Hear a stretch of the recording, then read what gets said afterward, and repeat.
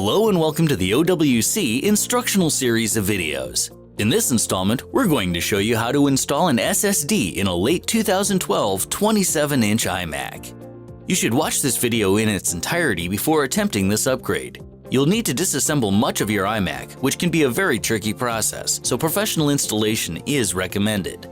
We've already gathered our materials, shut down and unplugged the iMac, and are working on a soft static-free work surface. We are now ready to begin.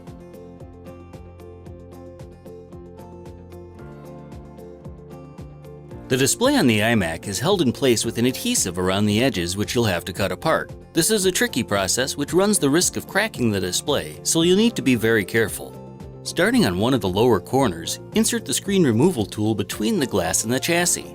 Work along all the edges of the iMac, taking care not to push out on the glass. All we're doing is cutting the tape holding the display on, not prying the glass away. The process may take a little bit, and you may need to go over sections multiple times, so be patient.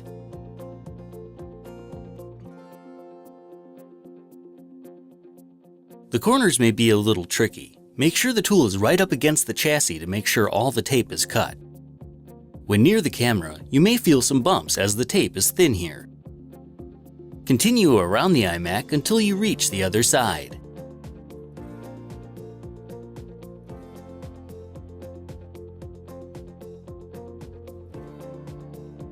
You may now lay the iMac face up on your work surface and attach the suction cups to the upper corners.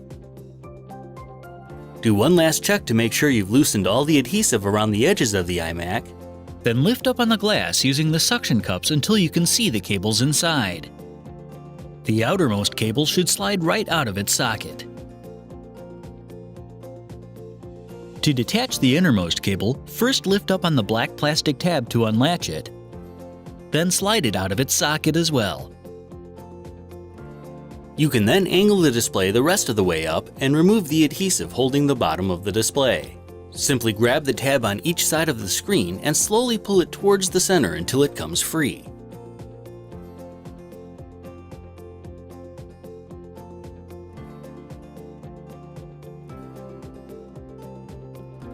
Finally, use your opening tool to slit any remaining adhesive along the center edge, and you should be able to remove the display and set it aside. Next, we'll want to peel up any of the adhesive remaining around the edges of the iMac.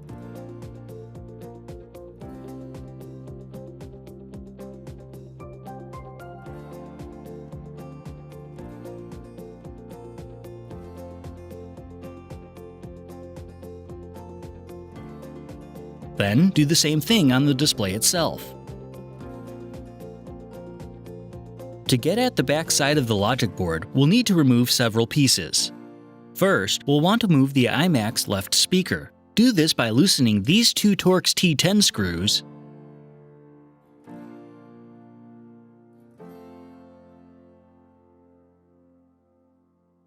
then disconnecting the power button cable attached to the power board,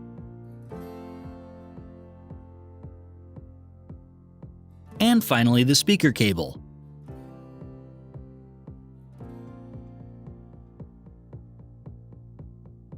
You should now be able to move the speaker over and place the cable out of the way.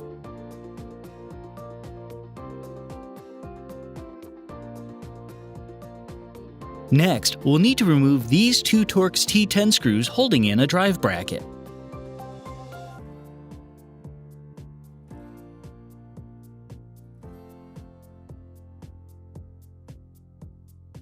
You should then be able to slide the drive out of the bay, disconnect the SATA cables, and set it aside. We can now move on to the power board. The first thing you'll want to do is disconnect this ribbon cable by sliding one of the ends out of its connector and peeling it up from the board.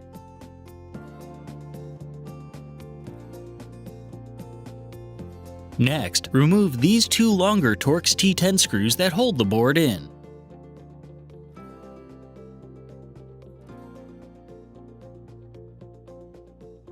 Then, remove these two near the lip of the iMac, which are shorter than the previous two.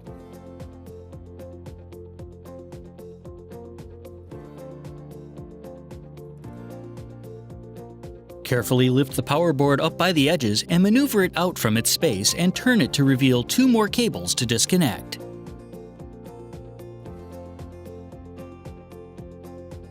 The first one is located on the underside of the logic board. Press the tab on the connector to unlatch it, and slide the connector straight out. Then, do the same for the smaller connector on the power board itself. You can then set the power board aside. Next, we need to remove the fan. First, disconnect its controller cable by simply sliding it from its socket. Then, remove the 3 Torx T10 screws that hold it in place.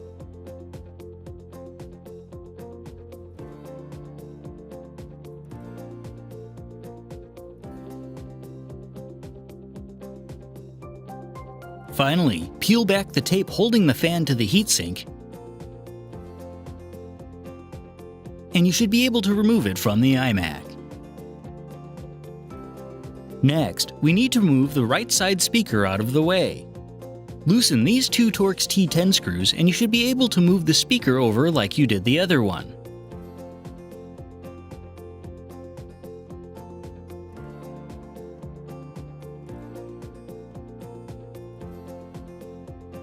Now we need to disconnect several cables from the logic board.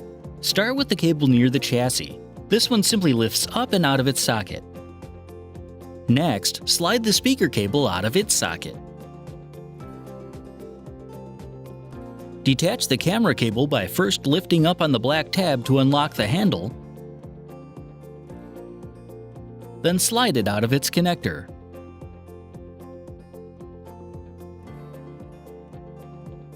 Finally, we need to disconnect the antenna cables. To help when reattaching them later, simply take a small piece of tape and use it to keep them in order.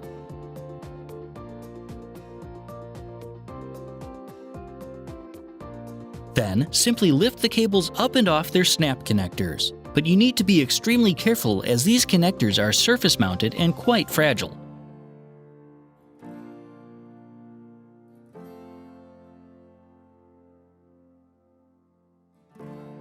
Now we can start removing the screws that hold the logic board in place.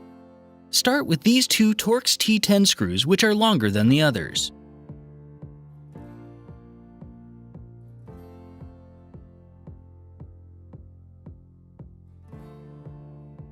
Next, remove these 4 Torx T10 screws, which are considerably shorter.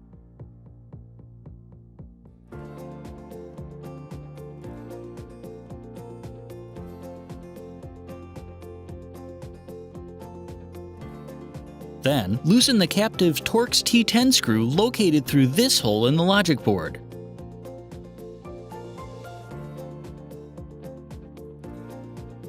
To remove this metal standoff, we'll need a Torx T25 screwdriver.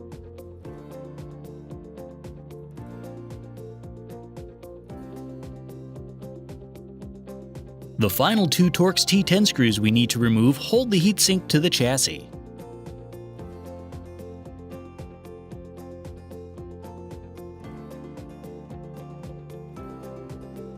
Slide the SATA cable out from underneath the drive retainer, and we're ready to lift the logic board out of the iMac. Carefully lift up the logic board and begin to slide it out. Note that the card reader may catch on the lip of the iMac, so you may need to adjust your angle as you go. Once the logic board is clear, we can remove it fully from the iMac.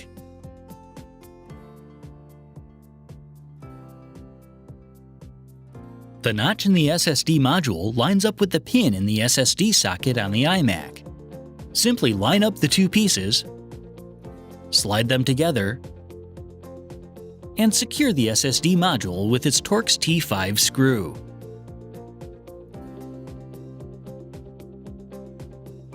You can now slide the logic board back into place, again angling it to allow any surface mount components to pass.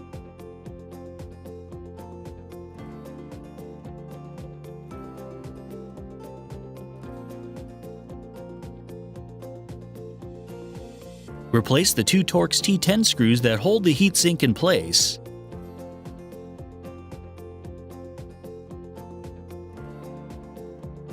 Then slide the SATA connector under the hard drive bracket. Next, replace the Torx T25 metal standoff.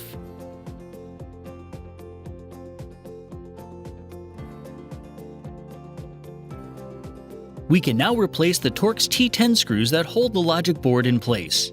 Start with the two longest screws, which go in these two spots.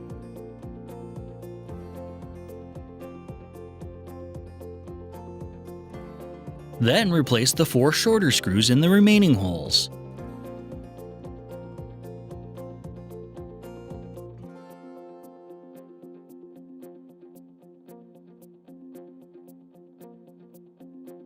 Finally, tighten down the captive screw under the hole in the logic board.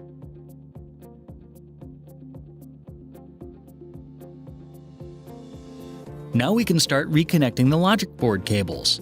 Start with the flat cable in the corner. Its connector simply lines up over the top and presses into place. The right speaker cable slides into its connector. You can now reattach the antenna cables by aligning them over their connectors and carefully pushing them until they snap together. Be careful, as these can be delicate components.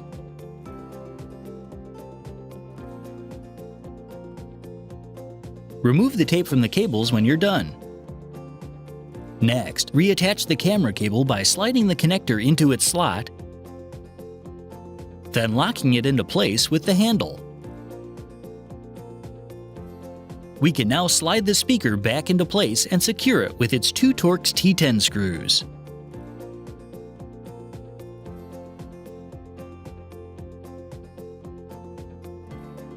Replace the fan by first setting it into place and securing it with its three Torx T10 screws.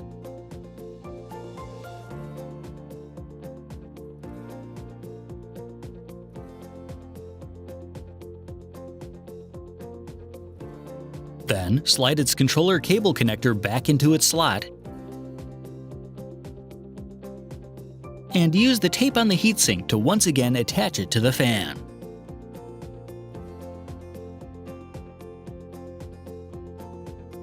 Reattach the power board by first reattaching the small cable to the connector in the corner of the board. Then, do the same with the larger cable and its connector on the underside of the logic board.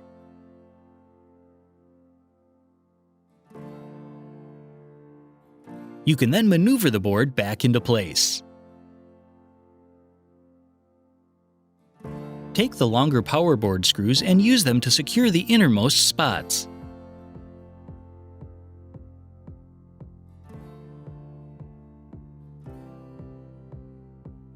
Then, use the smaller screws to secure the board near the iMac's lip.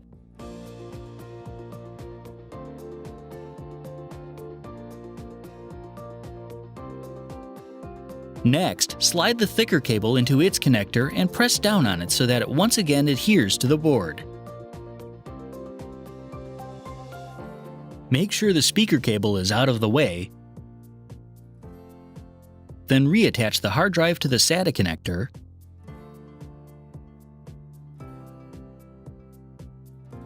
set the unit back into place,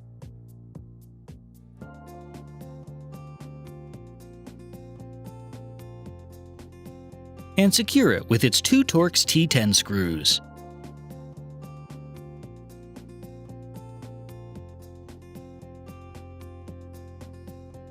Set the speaker cable in the channel next to the hard drive,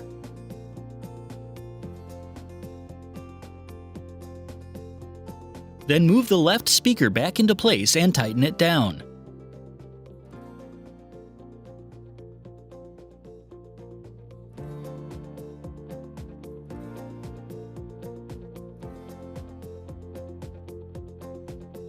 You can now reconnect the power button cable by sliding it into its slot on the power board. Finally, run the speaker cable along the edge of the hard drive and slide it into its connector.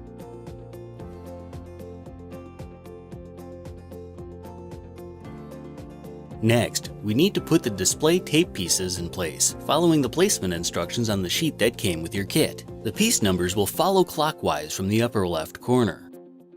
Peel off the backing of each piece and set it in place using some small screwdrivers or other thin tool to align the holes in the tape with the holes in the iMac frame.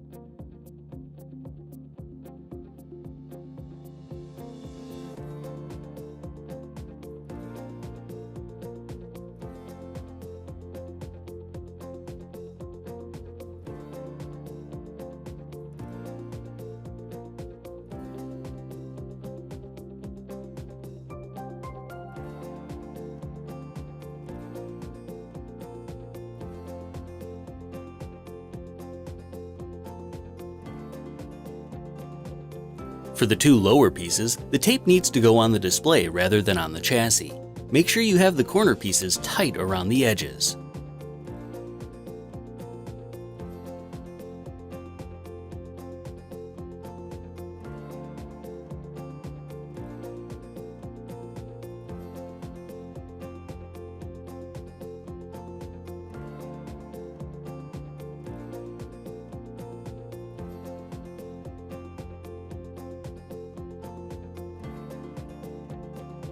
Once you have all the pieces set, you can then peel off the backing on the other side to expose the adhesive that will attach the display. Set the display along the bottom edge, as flush with the lip and as centered as possible, but don't let it close yet as we need to reconnect the video cables.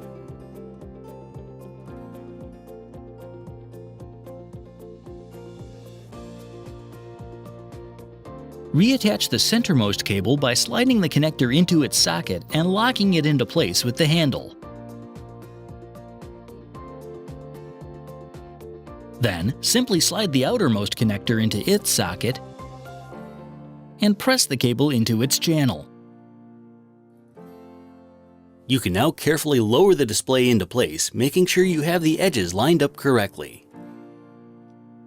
Gently squeeze along the edges to make sure the adhesive sticks.